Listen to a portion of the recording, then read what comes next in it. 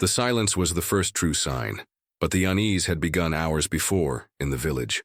Alvarado was a place of simple faith and loud gossip, a town where silence was a commodity more precious than gold. When I arrived to fetch the poultices for Brother Isaac, the villagers were kind, but their eyes were filled with a pity I didn't understand. Old Alara, the woman who ran the apothecary, pressed the herbs into my hand and held on for a moment too long. "You have the mark of the ridge on you, child," she'd whispered, her voice dry as dust. "Be wary of the quiet. The mountains have been too quiet these last 2 nights." I had dismissed it as the ramblings of a superstitious old woman. Now, her words were a cold echo in the terrifying reality of this place. My journey back was a study in rising dread. The familiar path seemed alien. The forest, usually a cacophony of life, was hushed.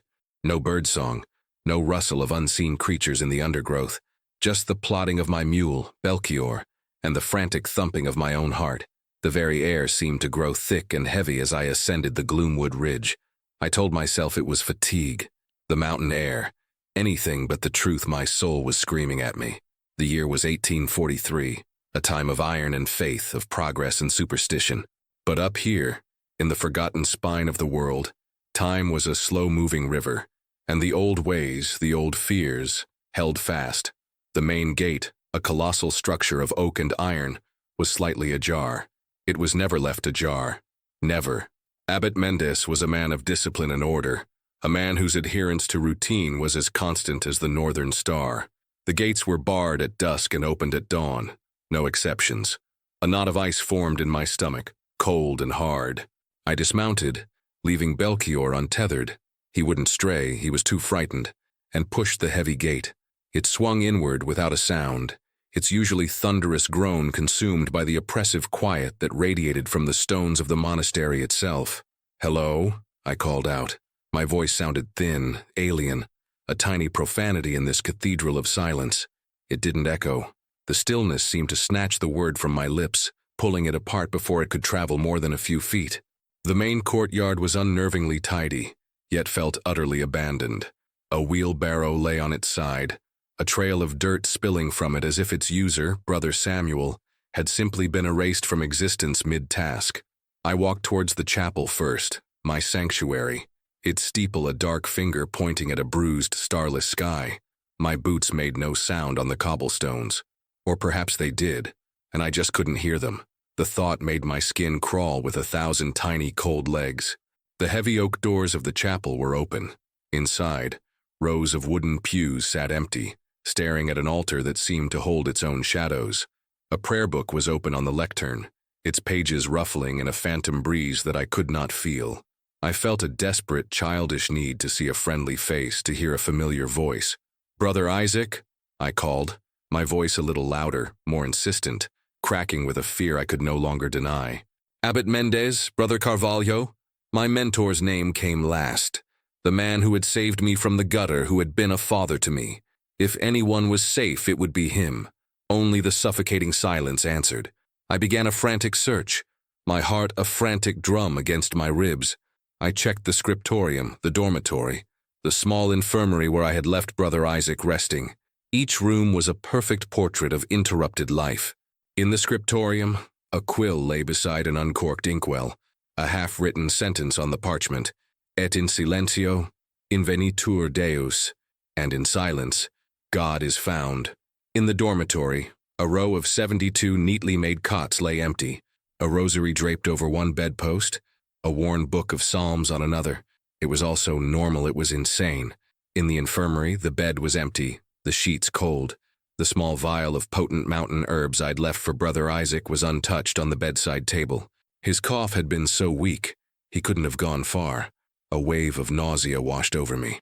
Panic began its insidious creep up my spine, a cold serpent coiling around my lungs.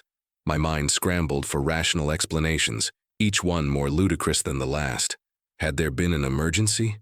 A fire, a sudden plague that had forced an evacuation? But there were no signs of struggle, no scorch marks, no smell of smoke or sickness.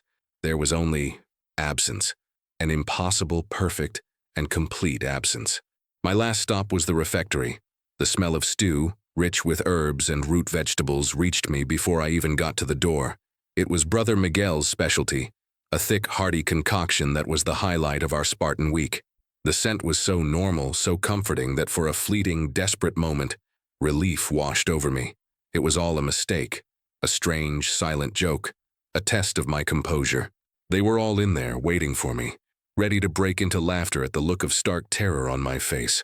I pushed the door open, a hopeful smile already forming on my lips, and I froze. The smile died, and something cold and terrible took its place. The great hall was lit by dozens of candles, their flames dancing without a flicker in the dead, still air. The long oak tables were set for the evening meal, and at each place, all 72 of them, sat a bowl of steaming stew. The vapor rose from each one in ghostly, spiraling columns. 72 wooden spoons lay beside 72 clay bowls. 72 goblets were filled with water. 72 places set for 72 souls, and not a single one was present. I stood there transfixed, my mind refusing to process the scene. It was a tableau from a madman's dream. The air was thick with the aroma of food that would never be eaten, a feast for phantoms. The silence in the room was deeper than anywhere else, a sacred, terrible silence that seemed to emanate from the empty chairs themselves. I took a hesitant step inside. The floorboards didn't creak. I reached a hand out over the nearest bowl, the one belonging to little brother Tiago, the youngest of us, all of 16. The steam was warm against my palm. This had happened only moments ago. They were here, and then they were not. "This is a test," I whispered, the words clumsy in my mouth. A test of faith, but I knew it was a lie. This was not a test. This was a result, an answer to a question I never knew had been asked. I backed away slowly, my eyes scanning the vacant places of my brothers, their invisible forms pressing in on me. 72 of them, from the stoic Abbot Mendes to the ever-grumbling Brother Felipe. Gone, all of them, as if the sky had opened up and plucked them right out of their seats between one spoonful and the next. My gaze fell back to the head of the table, the abbot's chair. Unlike the others, his bowl was pushed slightly aside. Beside it lay a small, leather-bound book, his personal diary, the one he kept with him at all times, filled with his spidery, precise script. It was the only thing in the entire room that was out of place, the single deviation in a scene of horrifying perfection. With a sense of dreadful purpose, I walked the length of the hall. Each empty chair I passed was an accusation. I felt the ghost of Brother Miguel's good-natured laugh, the echo of Brother Isaac's gentle wisdom, the phantom of Brother Carvalho's reassuring hand on my shoulder. My hand trembled as I reached for the book. It was warm, as if it had just been held. I opened it. It was dated for today. The ink was still dark, barely dry. The final entry was short, and as I read the words, the cold knot of ice in my stomach burst, flooding my veins with a terror so profound it almost brought me to my knees. He wrote of a ritual, an ancient rite he had unearthed in the monastery's deepest, most forbidden archives. He called it the Canticum Silenti, the Canticle of Silence. It was, he believed, a path to ultimate purification, a way to shed the noise of the mortal world and touch the face of God in the divine quiet that came before creation. He described it as a collective chant, a harmony of souls reaching for a single, perfect moment of stillness. But there was a warning, a footnote he had copied from the original text. If the harmony was imperfect, if a single voice faltered, if the intent was not pure, the canticle would not open a path to God. It would open a door to something else, an older thing, an entity that dwelled in the absolute vacuum, a being that did not consume flesh or blood, but sound itself. And with the sound, it consumed the source, the very existence of the singer. It would leave behind nothing but the echo of a memory. His last sentence was a chilling testament to his faith, or his folly. The 72 of us are in harmony. We shall not falter. We shall be the first to gaze upon true silence. I slammed the book shut, my breath catching in my throat. 72 souls. He had known the risk. He had led them in this spiritual suicide. And at that exact moment, from the direction of the chapel, a sound finally broke the unnatural quiet. It was the deep, resonant toll of a single bell. Bong. The sound was impossibly loud, a physical blow that shook the very air and rattled my teeth. It was the bell that was only ever rung to announce a death. It was old and heavy, and it took the strength of 2 men to make it sing. It was a sound I had not heard in 5 years. I was the only man here. My search for answers began in a frenzy born of terror. The ringing of that bell, a sound that should have been impossible, had shattered my paralysis. It was no longer a mystery of absence. It was a mystery of presence. Something was still here, or something had been summoned here. The diary spoke of an entity, and I had to know if it was still lurking in the shadows of the place I had called home. I ran back to the chapel, the single mournful toll of the bell still vibrating in my bones. I expected to find the bell rope swinging, perhaps a clue as to who or what had pulled it. But the rope hung perfectly still, thick with dust, its end coiled neatly on the stone floor. It hadn't been touched in years. I stared at it, my mind reeling. The sound had been so real, so visceral. Had I imagined it? Was my sanity, strained by the horrific discovery, beginning to fray? I needed proof. I needed something more than the abbot's diary, which now felt like a hot coal in my hands. The archives, the forbidden section he wrote about. It was my only lead. Abbot Mendez was a scholar, but Brother Carvalho had always been the one fascinated by the esoteric, the hidden histories of faith. He had often spoken of texts locked away for the protection of weaker minds. At the time, I thought it wisdom. Now it felt like a confession. The archives were housed in the library, a vast circular room in the oldest part of the monastery. Its deepest section, containing texts deemed too dangerous or heretical for the younger novices, was kept behind a heavy, iron-bound door. Only the abbot held the key. I found his key ring in his private study, hanging on a small hook by his desk. The room was just as he'd left it, a book of philosophy by Seneca open, a pair of spectacles resting on the page. The normalcy of it was a fresh wave of grief. I grabbed the keys, their metallic jingle a tiny, profane sound in the crushing silence, and made my way to the library. The air in the library was cold and smelled of aging paper and dust. The forbidden section's door was even more imposing up close. A large, ornate lock, rusted with age and disuse, guarded it. I fumbled with the keys, my hands shaking so badly it took 3 tries to fit the correct one. The lock clicked with a deafening thud that seemed to shake the shelves. I pulled the door open, and was met with a gust of stale, ancient air, a scent of things that should have remained buried. Inside, the shelves were packed with scrolls and leather-bound tomes that looked far older than the monastery itself. The air was heavy with forgotten knowledge. Following the abbot's description in his diary, I searched for a codex bound in what looked like blackened hide, with no title on its spine. I found it on a low shelf, hidden behind a row of more conventional demonologies. Touching it felt like a sin. The cover was cold and disturbingly smooth, like cured skin. It felt wrong. I carried it to a reading table, my small candle casting a pool of nervous light around me. For a moment I hesitated. A voice in my head, one that sounded much like Brother Carvalho's, told me to stop. Some doors are not meant to be opened, Augusto. But the memory of the 72 empty bowls burned away my fear. I had to know. I carefully opened the codex.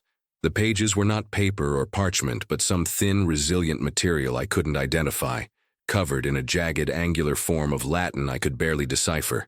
This was the source text for the Canticle of Silence. I spent what felt like hours poring over the text, my mind aching with the effort of translation. The book described the entity in terrifying detail.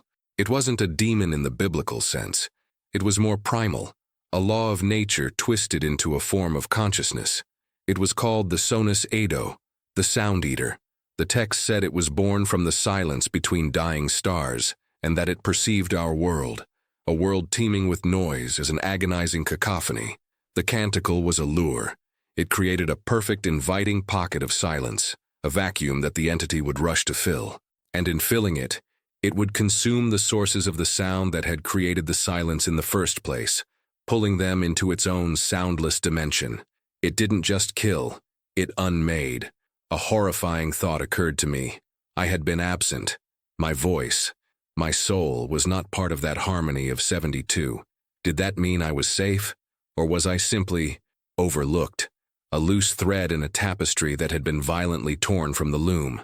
It was in a different section of the codex, a chapter on genealogies and bloodlines connected to the old rituals. that I found the first thread of a new and far more personal horror. It spoke of certain families, bloodlines that were either resonant or dissonant to the entity.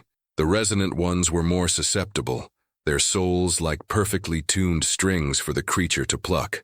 The dissonant ones were anathema to it. Their very presence could disrupt the rituals, could unravel the silence with their inherent spiritual frequency. And there, in a list of dissonant bloodlines, I saw a name that made the blood freeze in my veins. Ashcroft. My name. The name my mother had whispered to me before she died. The name of a father I never knew. I had come to the monastery as an orphan, a boy with no past. Brother Carvalho, the kindly, round-faced friar who had found me begging in the streets of Lisbon, had brought me here. He had been my mentor, my protector, the closest thing to a father I had ever known. He had given me my new name, Augusto, and told me to forget the old one. "It is tainted by a life of poverty and sorrow, my boy," he'd said, his smile warm and reassuring. "Here, you can be reborn." Now, seeing that name in this profane book, a new, sickening suspicion began to sprout in the dark soil of my mind. Was my presence here an accident? A simple act of charity? Or was it something else entirely? A flashback, vivid and unwelcome, struck me. I was a boy of 10 again. I had asked Carvalho about my parents. He had sat me down, his face full of compassion. "Your mother was a saint, and your father was a lost soul," he'd said. "Their story is one of sadness. It is better to look forward to God than to dwell on a past that cannot be changed." He had been so convincing, so gentle. The memory now felt like a violation. Driven by this new fear, I left the library and went to Brother Carvalho's cell. He had been one of the 72. His bed was empty, his prayer beads coiled on his pillow. I searched his room, not knowing what I was for.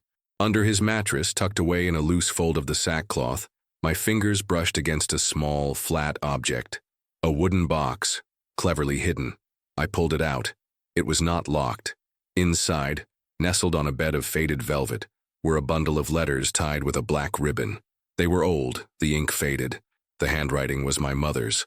I recognized it from the single letter of hers I had kept, a letter she had written to a sister I had never met.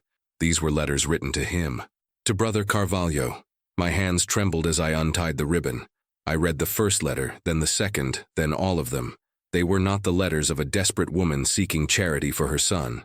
They were the letters of a co-conspirator, a fellow believer. My mother and Carvalho shared an obsession. They were both from families who had been keepers of the old lore. They believed the Sonus-Edo was not a monster, but a cleansing force, a divine reset button for a world deafened by its own sin. They believed modern religion had lost its way, that humanity needed to be scoured by absolute silence to be made pure again. But they couldn't perform the canticle themselves. Their bloodline, the Ashcroft line, was dissonant. My mother had married a man from a resonant line, a man she described only as a necessary vessel, hoping to produce a child who could bridge the gap. That child was me, but the letters revealed a schism. My mother grew fearful. She saw the madness in the ritual. She refused to let me be a part of it.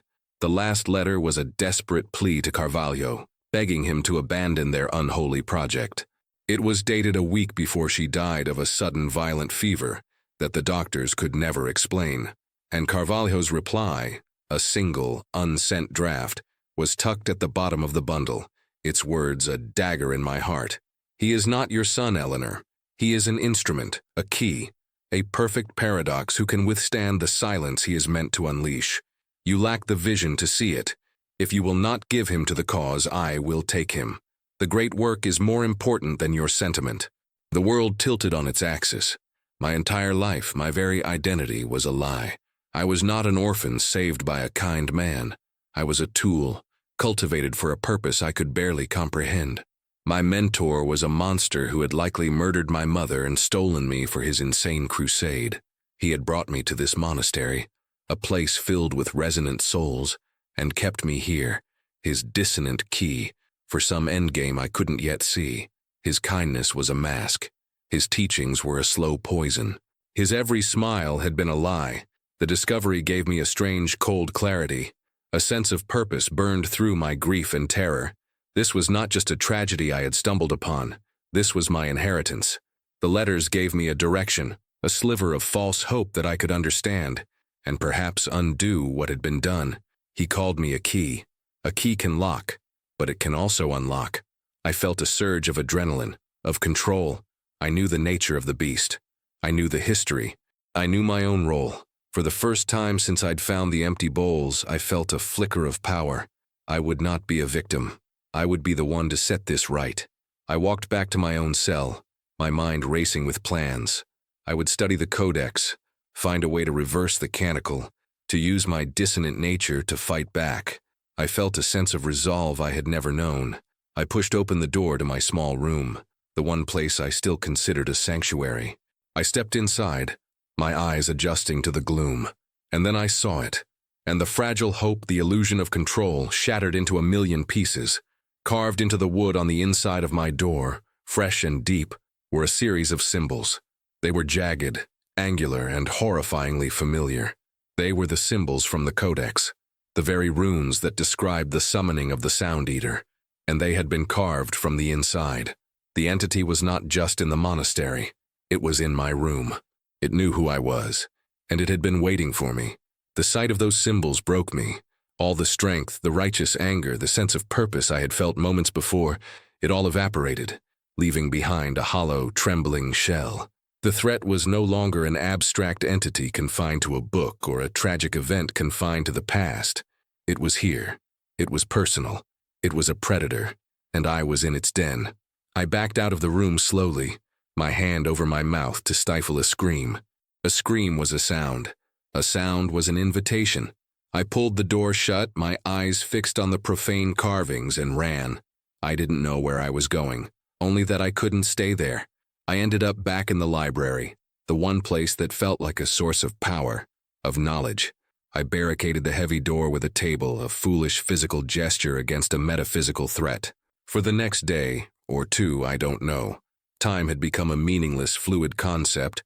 I existed in a state of heightened paranoia. Sleep was impossible. Every creak of the old monastery, every rustle of wind, sent a jolt of terror through me. But more terrifying were the moments when the sound stopped.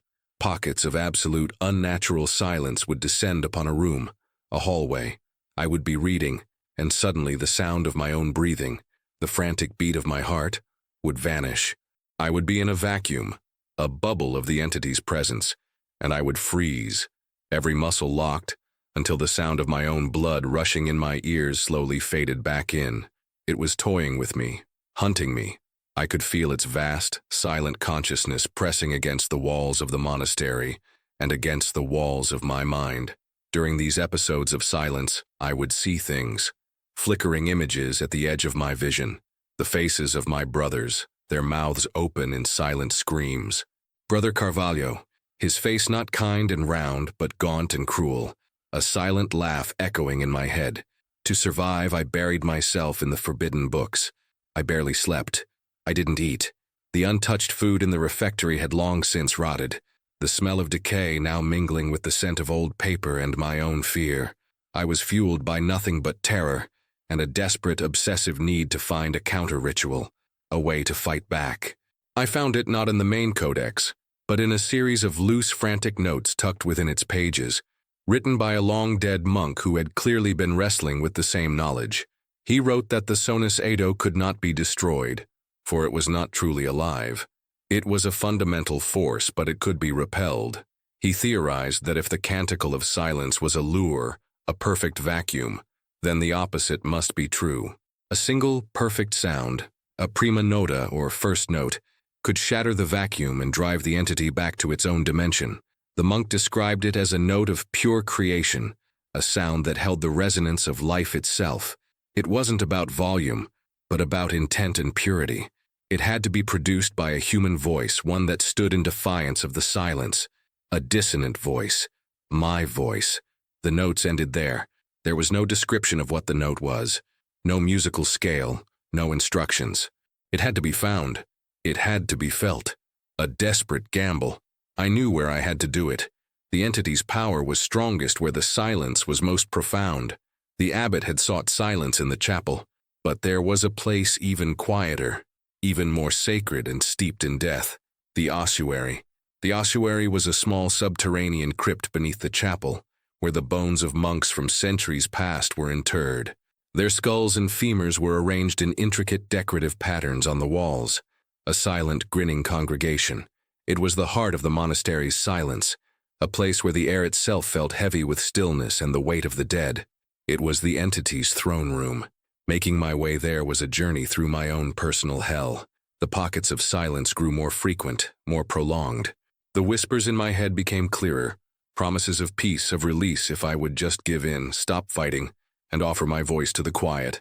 It was the entity, trying to lure me, trying to break me. I stood before the heavy stone door of the ossuary, a single flickering candle in my hand. This was it. I would either walk out of this crypt into the dawn, or my bones would join the silent chorus on the walls. Taking a deep, shuddering breath, I pushed the door open and descended into the absolute dark. The air in the ossuary was cold and dead. My candle flame seemed to shrink, its light struggling against a darkness that felt solid. The walls were lined with the dead. Hundreds of skulls, their empty sockets like 1,000 unblinking eyes, watched me. And in the center of the room, the silence was total. It was a physical presence, a pressure against my eardrums, a weight on my soul. I could feel the entity here. It wasn't a shape or a form, but a void.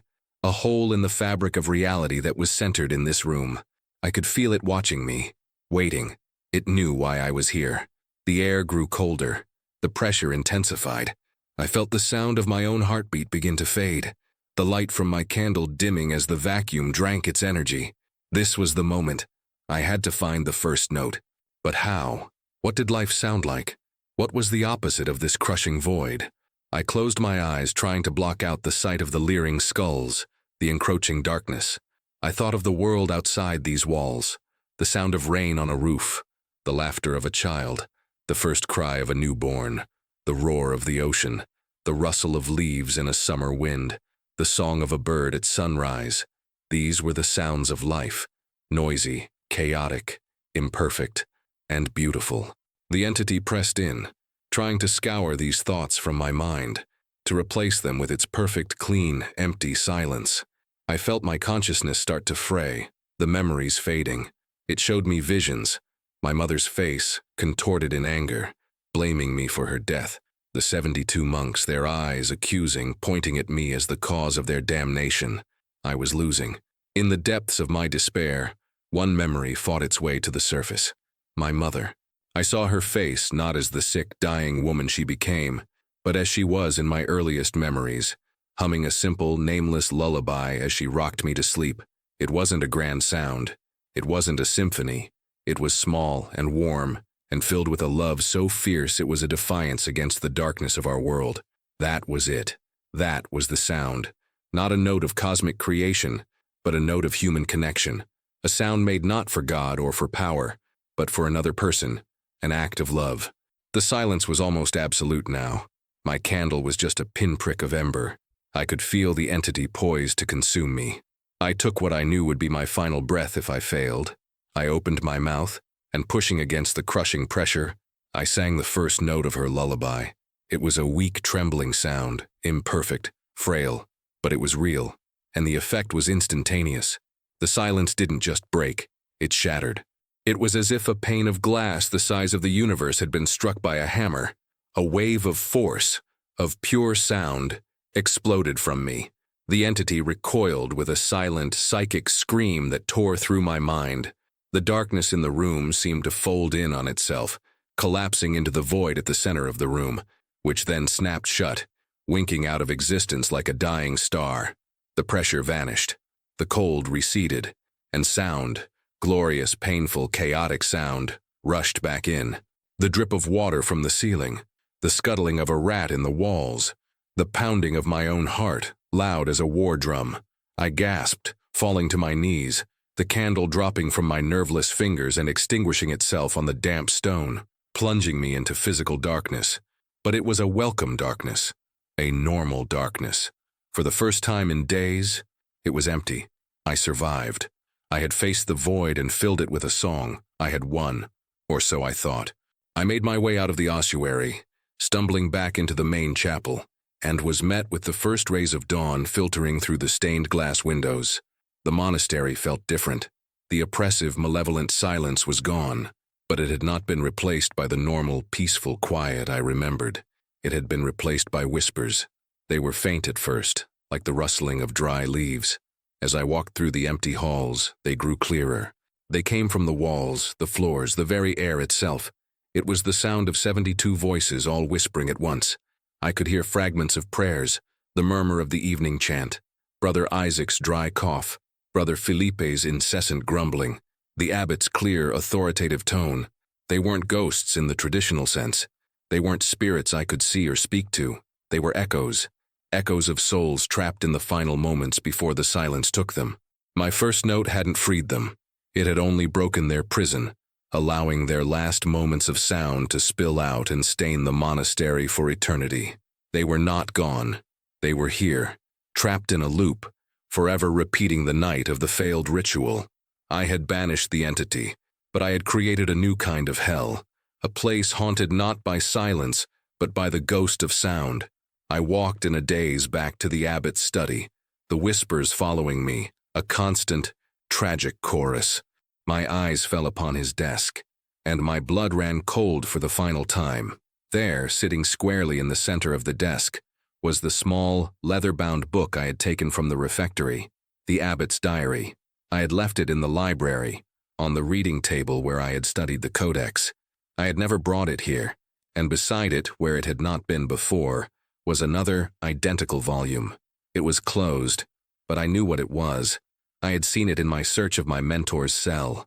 It was Brother Carvalho's diary, the one I had thought was lost with him. It was here, intact, waiting. A single, terrible question bloomed in my mind, its thorny vines wrapping around my heart. The whispers of the 72 souls faded into a dull roar as I stared at the two books, the testaments of two madmen. Everyone believed that Abbot Mendez had led the ritual, but it had been Carvalho's obsession, his life's work. He had brought me here, the dissonant key. He had ensured I was absent on that fateful night. He knew the ritual, performed by the earnest but ultimately flawed abbot, would fail without my dissonant voice to spoil it. He knew it would summon the entity. Did he believe the abbot's flawed ritual would fail, only to be perfected later? Or was this the intended outcome all along? To banish the entity and leave behind this chorus of trapped souls, a testament to his power. To leave me, his instrument, as the sole guardian of this sacred, sound-haunted place. The whispers swirled around me, offering no answers. I was the lone survivor, the keeper of a monastery of echoes. And as I looked at Carvalho's diary, its blank cover seeming to mock me, I had to wonder, had his ritual failed? Or had it succeeded in a way I was only just beginning to understand?